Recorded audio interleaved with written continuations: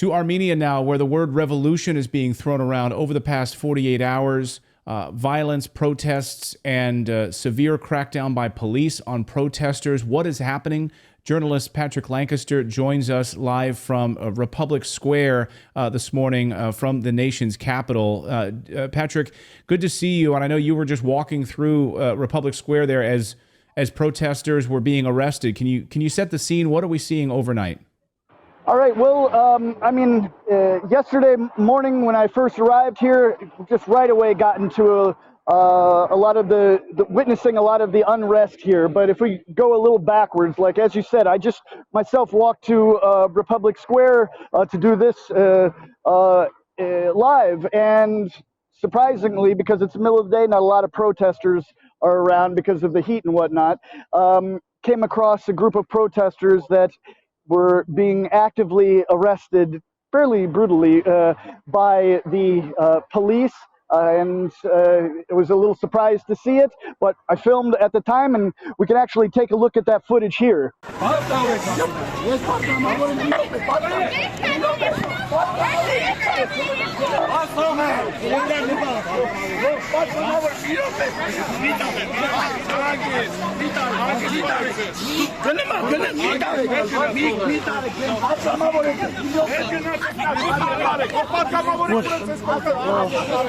Hardcore arrest happening here in Republic Square right now.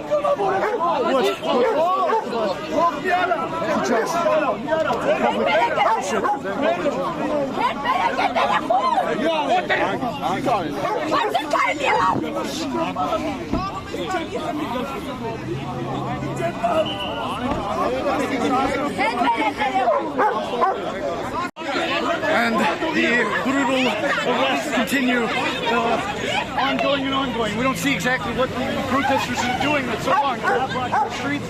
I'm not sure exactly why they're being arrested. They're standing.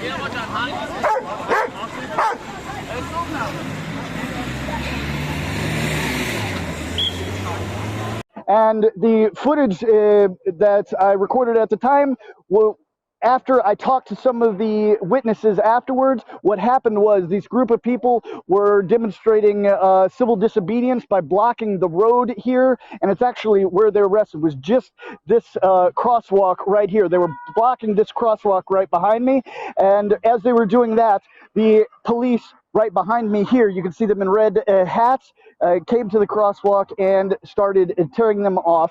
And actually, by the time we got here, the crosswalk was clear, but there was still arrests going on. And right now, as I said, it's the middle of the day, so not nearly as many protesters as yesterday, but we can see some here gathered, still the kind of diehard And what are they asking for? And what are they asking for, Patrick? Well, the main thing, as you said, that both pro-Western and pro-Eastern leaning people, they just seem to be just against the government and against Pashinyan. They want the prime minister to be replaced and just moved out of office, whether it takes a revolution or what it takes. Both sides, the pro-Eastern and the pro-Western, just want him out. That's what the overall majority of the people I see here wants. That's amazing. It's an amazing thing to see. I mean, this is a guy who literally had Nancy Pelosi's support in Washington, D.C. I mean, here, you know, on the pro-Western side of things, to hear that both sides have been coming together to get rid of Pashinyan, like, this is a pretty, it's amazing that he could bring people together in that way. Yeah, I mean, it is kind of surprising. Like, if we go back again to last night, that about 6 o'clock, 7 o'clock local time here, just behind me in this square, the square was completely full of protesters. And it was both factions, the pro-Western and the pro-Eastern, just coming together to voice their opinions and voice their civil disobedience to have Pashinyan removed from office or starts a revolution. There's been many calls by activists, journalists, and politicians for the people to come, stand up, and, as they put it, fight for the future of Armenia and the future of Artsakh, because this right now there's a lot stemming from the attacks coming from Azerbaijan onto Artsakh. And just a little side point, right behind me, you see some of the police with these riot gear shields here. And you can actually, what's kind of surprising, the first time I noticed, you can see on these shields there's actually stickers from the flag of Artsakh, which is actually, it's the first time. Yeah, that is the flag of Artsakh right there, which kind of, I'm not sure if maybe protesters slapped them on there or what, but a couple of the shields have them. And that's what, the people are here.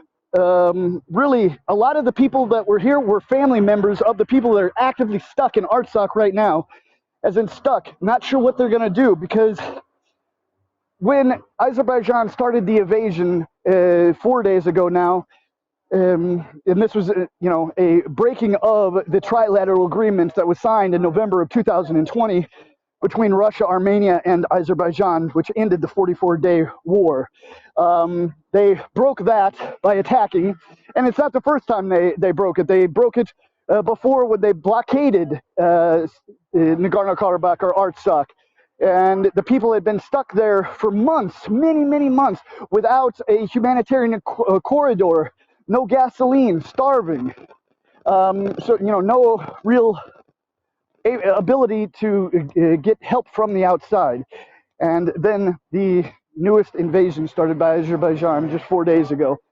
And it's shaking Armenia up intensely, because apparently the day after this new invasion started, there was a new ceasefire where the Artsakh Republic apparently agreed to remove military equipment from Nagorno-Karabakh, because the Armenian government, Pashinyan, said, oh, there is no Armenian military there.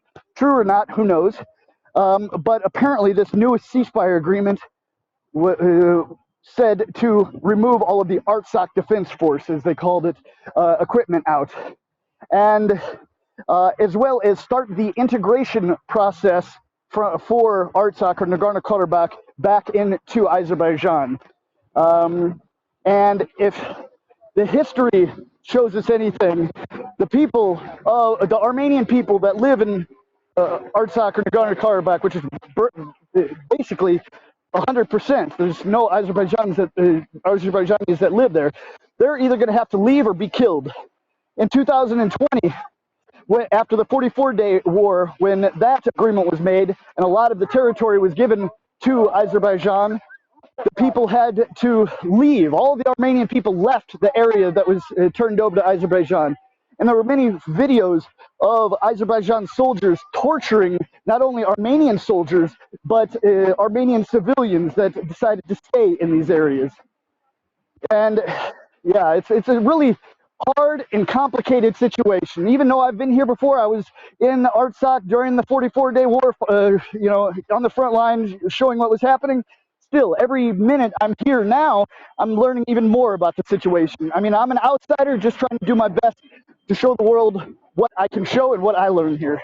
Well, and of course, Pashinyan, and this is, of course, the main focus, is what support are those people in Artsakh getting from the Armenian government, and that appears to be nothing. I mean, is that the main fulcrum of this protest, that this prime minister is not doing anything to help those people, those 80,000 people that are trapped there? Well, it's not only that he's not doing anything, it's said now that he's actually trying to stop them from leaving Artsakh and coming into Armenia. And these are Armenian citizens. So it's really a kind of crazy situation that's happening. And if we backtrack a little bit to the big meeting last night, or protest last night, where the two groups came, we can actually have a look at that footage that I took last night as well here. And in this footage, we show the two factions coming together right here in this square, and giving their civil disobedience, as I said. And every one of the streets here was completely closed by the protesters. And after the protest ended, the different factions went in different parts of the city. Like right behind me in this area is where the maybe 10, 20,000 people were. And Some went this way to the other government buildings there and the other parts of the city. And I just happened to go with one of the groups in this direction, and it so happened to be the one group that was more pro-Western. And as we walked, I talked to some of the people, and they expressed, how, they believe the West is going to help Armenia. And it was kind of surprising to me because I didn't even know that I didn't realize it at the time that there was the two factions here in this protest. All right, so as we said before, the opposition protest has started. The speakers are on the stage. Everything is in process here. It seems about an hour in already, and everything is pretty calm. No arguments between the protesters and the police so far, which is a great thing. That's what we like to see. And there's a lot of protesters here with signs and things, holding and just voicing their opinion, but obviously calling for the removal of Nikol Pashinyan, the Prime Minister, and expressing their disgust in how the situation has been playing out over the last 3 days in Artsakh or Nagorno-Karabakh. So one thing that should be pointed out, didn't catch it at first myself, but this group that we've kind of joined up here with, because there's several different groups, as we said before, going from different parts of the Republic Square.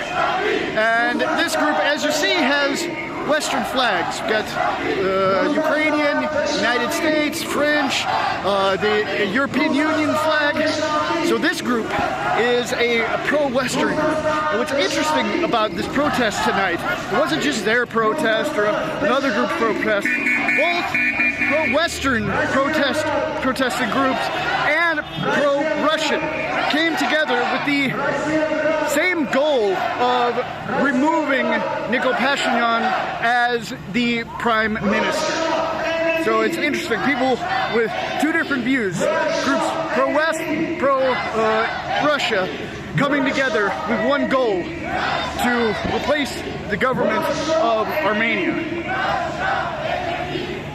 Okay, the situation is now, the group of protesters we were with, which is right here, came to this group of police.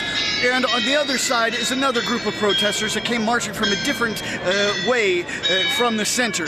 They all started in the same place, and they're all ending here with the police between them. Hopefully everything stays calm and not violent. And as we went farther, we actually went to the Russian embassy, where the protesters gave some harsh words to the Russian government, and we can see some of that footage here that I took yesterday. All right, so we've just come to the Russian embassy, where there's riot police out front, and this group up here is a pro-West protesting faction or protesting group. See the American flag, Ukrainian, other European Union flags, and they're here cursing in front of the Russian embassy. But it doesn't seem like they're going to do anything. They're just yelling. And as things kind of went forward past there was a little bit of a conflict I was a little surprised with, because my wife and cameraman is actually Russian, and these pro-Western protesters heard us speaking in Russian, kind of came at my wife a little bit aggressively. But, no violence or anything like that. So it was a little bit of surprise, them being a little close-minded, you could say. But it is what it is. Emotions happen all the time, everywhere. This isn't our fight. We're just doing what we can to show what's really happening and to show as many sides as we can and many different opinions. And that kind of goes into today, when this morning I got told by some locals that some Armenians were going to the Russian embassy where we were last night and laying down flowers in remembrance or in honor of the yesterday it was 5, but today there's a 6th Russian serviceman that has been announced that has been killed by the Azerbaijani attacks on Artsakh or Nagorno-Karabakh. And some local Armenians went and laid flowers on the Russian embassy in remembrance of those soldiers. And I got to talk to some of them about, you know, what they thought about Russia and the West, and a lot of them were fully pro-Russian. So there's really a split in the people here.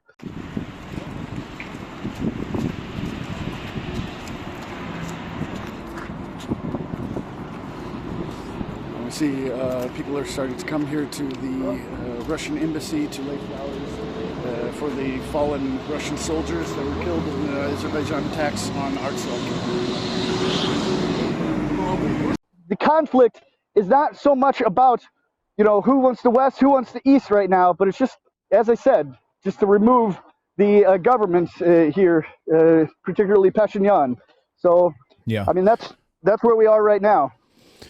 All right, unbelievable. And your words, you know, they will have to leave or be killed. I mean, that's essentially what's happening with those 80,000 that are Armenians stuck in that region right now. Patrick Lancaster in Republic Square in the heart of Yerevan today, reporting for us. Thank you so much, Patrick. Be safe. And Go ahead, can I add one last thing, Clayton? As you know, we know I'm here in Yerevan right now, but I want to let everybody know, you know, we're pushing on. We're going to be here tomorrow in Yerevan, and then we're going to be moving south towards the border. And we're definitely going to be talking to some of the refugees that are hopefully evacuating Artsakh, and we're going to be trying to get in. It's a bit dangerous, but we're going to do what we can to get in on the ground in Artsakh. It might not be possible, but we're going to do everything we can to get you the real story of what's really happening here on the ground. Well, Patrick, be safe, and we will bring you that report. Please keep us updated on your travels there getting into Artsakh. We appreciate it. Patrick Lancaster, everyone, joining us from Yerevan today. Thank you, Patrick. Thank you, Clayton. Thank you so much for watching this segment here at Redacted. We are live every day at 4 p.m. Eastern Time, trying to share the stories that the mainstream media will not cover. You should also come over and join our community of Redacted Rebels over at redacted.inc. That's our private locals community where we can share exclusive content that we simply cannot share here on YouTube. Come over and join the rebellion together right now by going to redacted.inc. We'll see you next time.